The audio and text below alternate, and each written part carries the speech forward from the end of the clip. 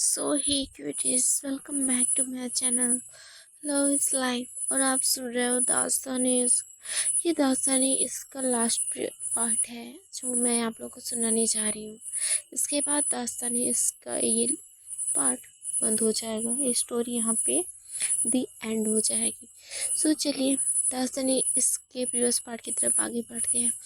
दास्तानी इसके previous part में आप सभी ने सुना था कि जो हमारी सैस की मॉम रहती है वो थोड़ा सा परेशान हो जाती है। मतलब जब अपने डैड को अपने घर देखती है तो जो जेनिफर के और जैस के रिलेशन के बारे में जैस के नाना बोल देते हैं तो उसकी मम्मी थोड़ा सा शॉक्ड हो जाती है, ये क्या बोल रहे हैं।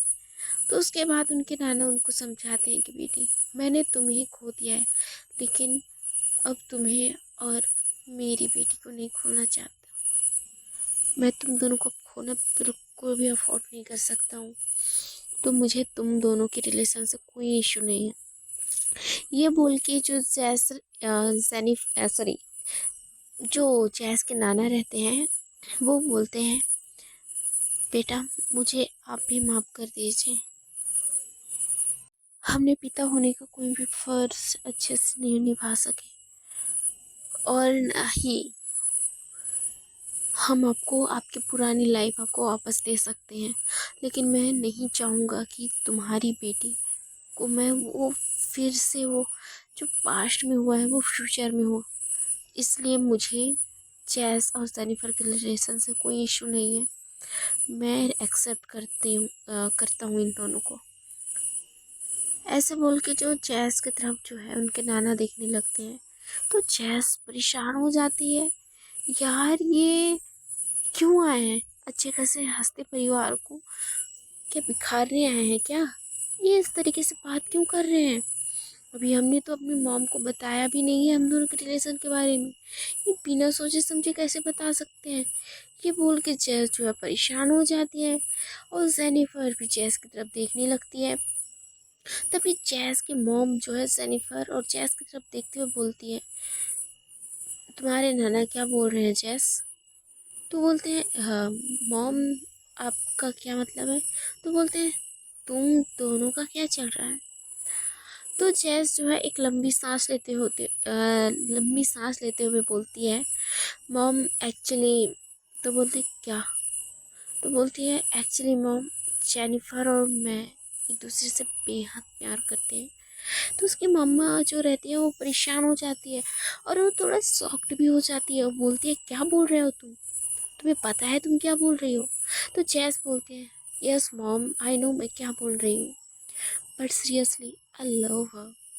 आई क्रेजी क्रेजी वाला लव हर। मैं बहुत ज़्यादा जेनिफर को पसंद करती हूँ। तो यार हमारी शादी भी हो चुकी है, वो भी जेनिफर के मॉम डैड की परमिशन के साथ। तो ये सुनकर जो है जैस की मॉम तो शॉक्ड ही हो जाती है कि दो लड़कियों के बीच इस तरीके का रिलेशन कैसे। जिनके नाना रहते हैं वो भी थोड़ा परेशान हो जाते हैं। अब उनके नाना हर चीज़ भूल के इन सभी को अपनाना चाहते हैं। तो अब क्या विलन का रोल जैस की मॉम प्ले करेंगी? ये सोच के उनके नाना जो है परेशान हो जाते हैं। मैंने ये बिना सोचे क्या बोल दिया? अभी तो मुझे अपनी फैमिली मिली थी, अब मेरी इस गलती की वजह से फिर मेरी बेटी और मेरी नाती मुझसे फिर तो दूर नहीं चले जाएंगे। ये सोचकर उनके नाना बहुत ज़्यादा डिस्टर्ब हो जाते हैं और उनकी तरफ देखने लगते हैं, कभी जैस की तरफ कभी उनकी बेटी की तरफ। इन दोनों को देखने ही लगते हैं। तो जैस की मॉम बोलते हैं, तुमने मुझे ये सब क्यों नहीं बताया है? इन सब के बारे में कुछ तो बताना चाहिए था ना मुझे। तुमने ऐसे बोल के जैस की मॉम जो है जेनिफर की तरफ देखते हुए बोलती है, मैंने तो तुमसे ये उम्मीद नहीं कर रखी थी। तो जेनिफर की निगाहें जो है नीचे हो जाती हैं क्योंकि वो परेशान हो जाती है कि यार मॉम हम दोनों के रिलेशन को एक्सेप्ट करेंगी या नहीं। पता नहीं क्या सोच रहे होंगे हम दोनों के बारे में। जैस भी यही सोच रही होती है कि मॉम जेनिफर को कुछ ऐसा ना बोल दे जिससे जेनिफर हर्ट हो जाए और कहीं ना कहीं मैं भी हर्ट हो जाऊं।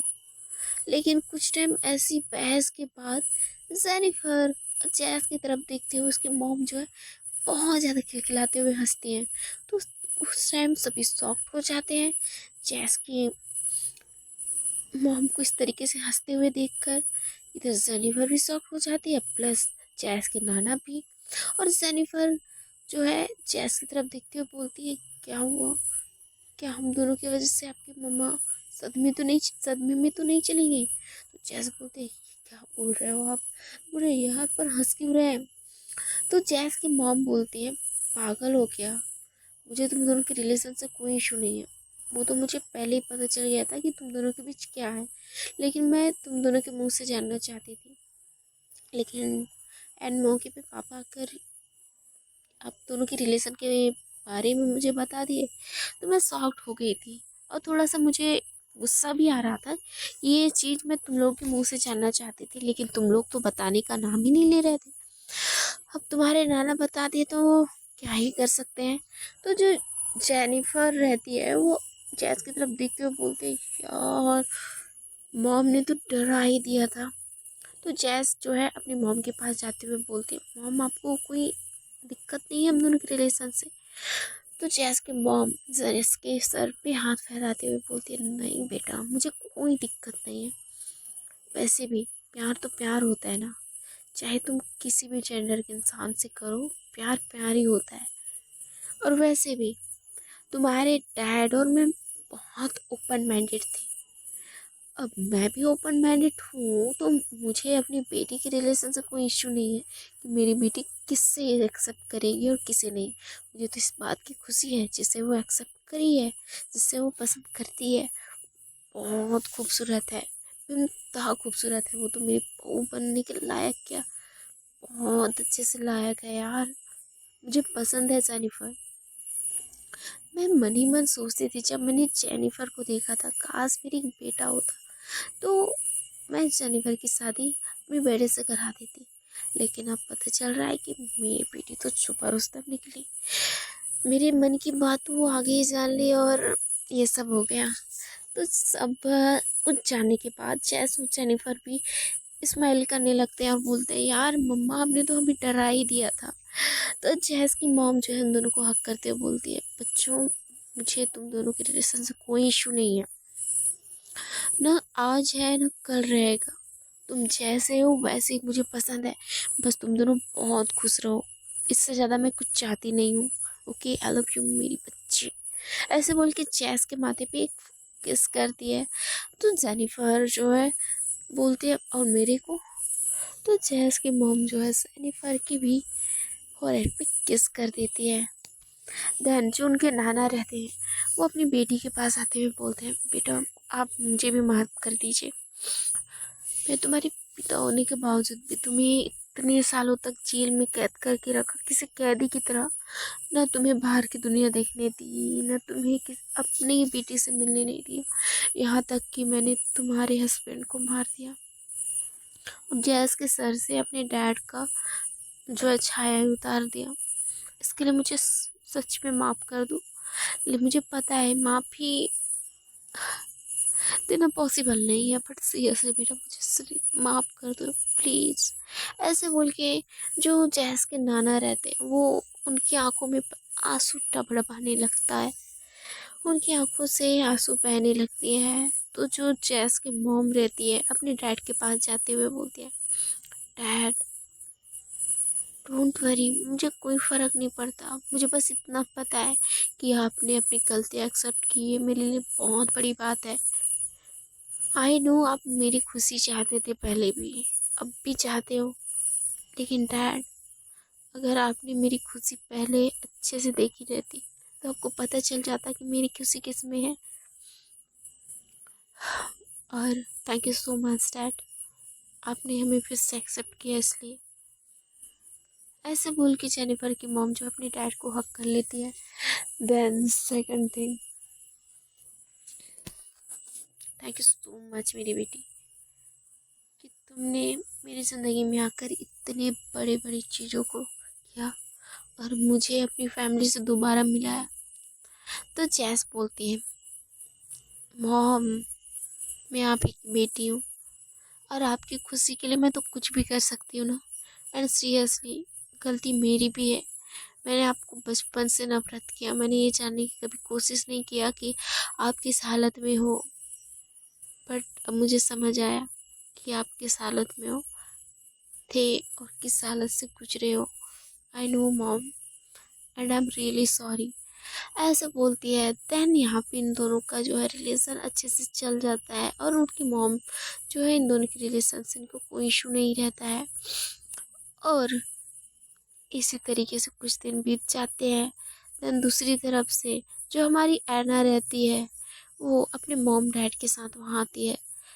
तो जो जैस रहती है वो थोड़ा हैरान हो जाती है ऐना और जेनिफर के मॉम डैड को देखते हुए। लेकिन लेकिन सबसे ज़्यादा हैरान तो तब होते हैं जब ऐना के साथ वो टीना को देखती है। जी हाँ, टीना, ये वही टीना रहती है जो जेनिफर के साथ वो उस टाइम एक एक्ट फिल्म बना रहे थे जो कि बहुत अच्छे से चली थी। तो जैस जो है ऐना से पूछ ही लेती है कि ये टिया ही है ना। तो बोलती है हाँ वही है, क्यों। तो बोलती तुम इसके साथ कब, कैसे, मतलब। तो बोलती है तो प्यार सिर्फ आपको हो सकता है, हमको नहीं। तो जैस बोलती है ऐसी कोई बात नहीं है। तो बोलती है हाँ तो वैसे भी हम दोनों की लव स्टोरी तो आप दोनों की लव स्टोरी से छोटी सी है। वैसे भी आप दोनों की लव स्टोरी तो बहुत ज़्यादा अप एंड डाउन है, लेकिन हम दोनों की लव स्टोरी शॉर्ट सी है। ऐसे बोल के जो है जैस जो होती है बहुत ज़्यादा खुश हो जाती है और बोलती है वैसे मिस टिया जी, आपको मेरी ही साली साहिबा मिली थी क्या। तो जो टिया रहती है वो शर्मा जाती है, बोलती है ये आप क्या बोल रहे हो। तो उस टाइम जेनिफर भी हंसते हुए बोलती है मेरी, आपको भी मेरी ही बहन मिली थी। आपको पता है ना मेरी बहन कितनी नॉटी है, कितनी शरारती है। तो जो टिया रहती है वो एक नज़र ऐना की तरफ देखती है और अपना नज़र जो है नीचे कर लेती है। तो ऐना बोलती थी यार कुछ भी मतलब। तो बोलते और कुछ भी क्या, अपने लवर के सामने खुद को बड़ा ही वो दिखा रहे हो। तो जो जैसा रहती है और सरीफा रहते हैं एक दूसरे की तरफ देखते हुए हंसने लगती हैं। देन सब, हाँ तो सभी ने जैस और सनीफर के रिलेशन को एक्सेप्ट किया था। देन दूसरी तरफ से टिया और एना का भी रिलेशन को एक्सेप्ट कर लिया जाता है। देन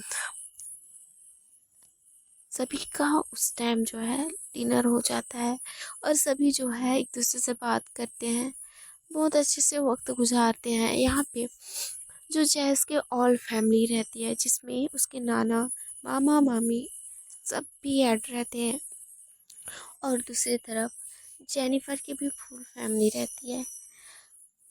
देन इसके बाद जो है नाइट का टाइम रहता है। नाइट के टाइम में कुछ ऐसा होता है कि जो जैस रहती है वो जेनिफर को बोलती है थैंक यू सो मच। तो बोलती है क्यों। तो बोलती है यार आपने मेरी लाइफ में इस कदर से कहर बरसाया है ना इसलिए। तो बोलती है क्या मतलब कहर, मतलब मैं आपको लगता है कि मैं कुछ बुरा ये हूँ क्या। तो बोलते नहीं, मैं तो प्यार से बोल रही हूँ ना, आप बहुत अच्छे हो। तो बोलते हाँ क्या मस्का लगा रहे हो। तो बोलते नहीं मैं मस्का नहीं लगा रही।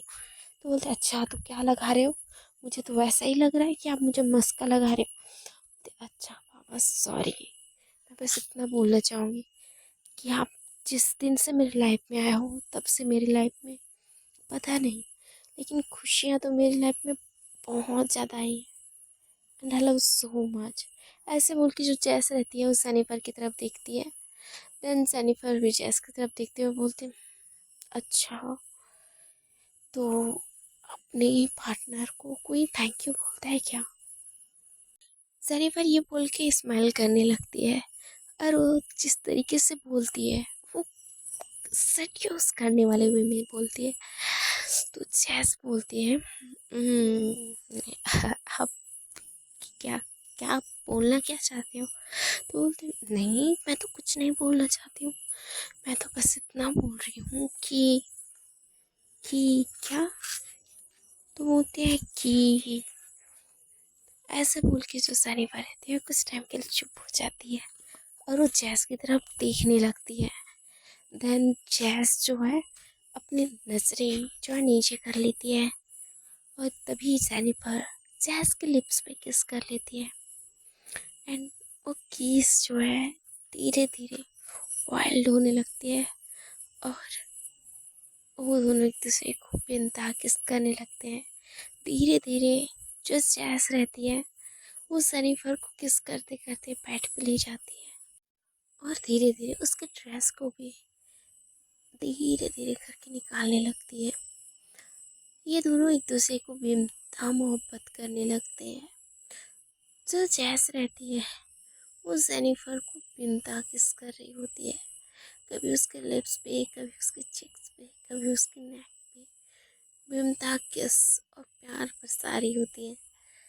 जेनिफर भी जैस को कभी नीचे करके उसके भी लिप्स पे बेइंतहा किस करती है और उसके नेक पे भी बेइंतहा किस करती है। देन एक दूसरे को बहुत प्यार करने के बाद ये दोनों थक जाते हैं। देन एक दूसरे की बाहों में आराम से लेट जाते हैं। तो जेनिफर बोलती है सीरियसली एक बात बोलूं? तो जैस बोलती है बोलिए। तो जेनिफर बोलती है वैसे ही हैना और टिया का। तो बोलती क्या? तो बोलती बस मैं इतना बोलना चाहती हूँ कि हैना और टिया भी बहुत अच्छे लगते हैं एक दूसरे के साथ। तो बोलती है अच्छा, तो हम दोनों के बीच के इस रिलेशन में, हम दोनों के बीच के इस प्यारे से मोमेंट में ऐना और टिया कहाँ से आ गए? तो बोलती है ऐना और टिया कहाँ से आ गए, क्या मतलब हुआ? ऐना मेरी सिस्टर है। तो जैस बोलती है आई नो ऐना आपकी सिस्टर है। तो बोलती है क्या है? तो बोलती है अच्छा पापा मैं मान गई, मैं जानती हूँ आप क्या बोलना चाहते हो, लेकिन अभी ये टाइम हम दोनों का है तो इस बारे में कल बात करें। ऐसे बोल के जो जैस रहती है जेनिफर के लिए उस पर फिर से किस करने लगती है और पागलों की तरह प्यार करने लगती है। ऐसे ही एक दूसरे को प्यार करते करते कब वक्त गुजर जाता है और कब रात के 1-2 बज जाते हैं पता नहीं चलता है और एक दूसरे के बाहों में ये दोनों थक हार कर सो जाते हैं। दूसरी तरफ ऐना और टिया, इन दोनों के बीच भी एक क्यूट सा प्यारा सा प्राइवेट मोमेंट चल रहा होता है। ये भी एक दूसरे के बेहद करीब आ जाते हैं और ये दोनों एक दूसरे के इतने करीब आ जाते हैं कि एक दूसरे में इतना ही खो जाते हैं कि इन दोनों के ड्रेस जो है कब फ्लोर पे आ जाता है इन दोनों को ही पता नहीं चलता है। ये एक दूसरे पे बेइंतहा किस कर रहे होते हैं, बहुत ज़्यादा प्यार कर रहे होते हैं। जो ऐना रहती है वो फर्स्ट टाइम जो है टिया को इस तरीके से प्यार कर रही होती है, इतने करीब आई होती है क्योंकि पहले ये दोनों एक दूसरे के इतने करीब नहीं आए रहते हैं लेकिन आज फर्स्ट टाइम आए रहते हैं तो एक दूसरे को बेइंतहा प्यार कर रहे होते हैं। टिया को भी खुद पे कंट्रोल नहीं रहता है और वो भी ऐना को बेइंतहा प्यार कर रही होती है, बेइंतहा किस कर रही होती है। ये दोनों एक दूसरे के पागलों की तरह प्यार कर रहे होते हैं और एक दूसरे को उतना ही ज़्यादा छेड़ भी रहे होते हैं, परेशान भी कर रहे होते हैं, एक दूसरे को बाइट कर रहे होते हैं। कभी ऐना का बाइट कर रही होती है टिया तो ऐना के मुंह से आवाज़ निकलने लगता है। जब उसकी आवाज़ सुनती है तो ऐना सॉरी टिया उसके फेस पे स्माइल आ जाता है, बोलती है यार आपकी जब ना ये आह की आवाज़ निकलती है ना कसम से बहुत ज़्यादा मेरे दिल के टुकड़े करने लगती हैं यार। तो ऐसे बोलते हुए जो ऐना रहती है वो सॉरी टिया रहती है वो ऐना की तरफ देखते हुए बोलती है। तो ऐना रहती है वो बोलती है अच्छा बेटा रुको। ऐसे बोल के जो ऐना रहती है वो टिया को नीचे करती है, वो भी उसी तरीके से उसे किस कर रही होती है, बाइट कर रही होती है। ये दोनों भी एक दूसरे को बेइंतहा प्यार करते हैं और एक दूसरे के बाहों में मदहोश हुए रहते हैं और एक दूसरे को हक करके ये दोनों सो जाते हैं। देन नेक्स्ट मॉर्निंग सभी उठ जाते हैं और सभी डाइनिंग टेबल पे एक साथ मिलते हैं। देन जो उनकी फैमिली रहती है, इन सभी के रिलेशन से कोई प्रॉब्लम नहीं रहता है, तो ये सभी जो है अपनी लाइफ इस तरीके से कंटिन्यू रखते हैं। चेस अपने लाइफ में आगे बढ़ जाती है और वो जब जर्नल बन जाती है तो अपनी जॉब को कंटिन्यू रखती है। और दूसरी तरफ जो जेनिफर रहती है वो अपनी फिल्मी इंडस्ट्री को छोड़ कर के वो भी अपना एक बिजनेस स्टार्ट करती है और उस बिजनेस में अपना पूरा फोकस करती है। देन इन सभी की लाइफ बहुत अच्छे से चलने लगती है। एना और टिया भी अपने लाइफ में बहुत ज़्यादा खुश रहते हैं। सो हे गाइस, ये स्टोरी का लास्ट पार्ट था। आई डोंट नो स्टोरी आपको कैसी लगी, और आज पता नहीं मेरा माइंड किधर था और मैंने कैसा स्टोरी बनाया मुझे भी पता नहीं है, क्योंकि आज मेरे साथ कुछ ऐसा हो गया है कि मैं क्या बताऊँ। इसके वजह से स्टोरी मेरे से ठीक से हो ही नहीं रहा है।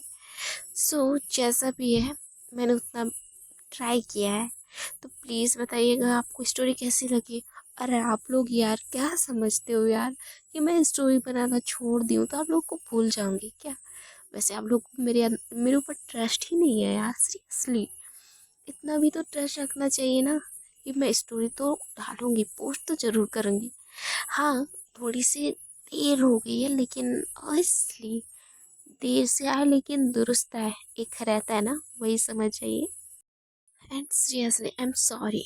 एंड प्लीज़ बताइएगा आपको ये स्टोरी कैसी लगी।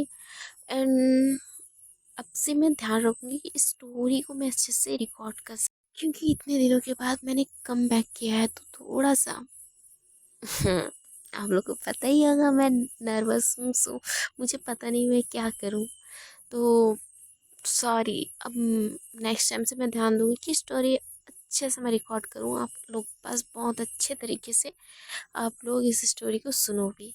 देन इस स्टोरी का लास्ट पार्ट था। इसके बाद मैं जितने भी मैंने अपनी स्टोरी को आधा अधूरा छोड़ा है उसे मैं कंप्लीट कर दूंगी। Okay then, thank you so much. And बताइएगा आपकी स्टोरी कैसी लगी, कमेंट कर दीजिएगा यार। कमेंट भी नहीं करते हो, सी इतने कंजूस हो आप लोग। कंजूसी ना करते हुए कमेंट कर दीजिएगा। Okay then, thank you so much and bye, good night.